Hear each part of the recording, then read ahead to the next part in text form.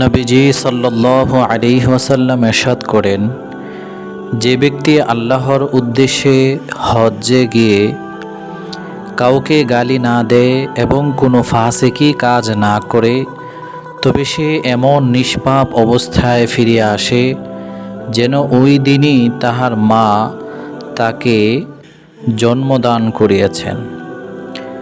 নবীজি সাল্লাল্লাহু আলাইহি ওয়াসাল্লাম আরও ইরশাদ করেন, তোমরা হজ এবং উমরা উভয় আদায় করো, কারণ উহাতে দারিদ্র এবং গুনাহ দূর হয়।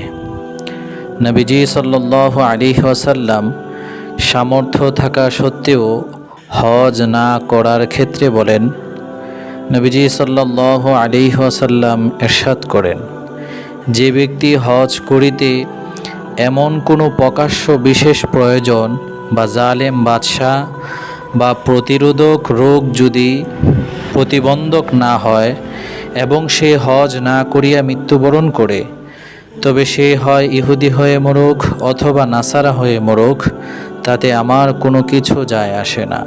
আল্লাহ তাআলা আমাদের সকলকে হজ করার মতো সামর্থ্যবান করে দিক। সকলে বলি আমিন।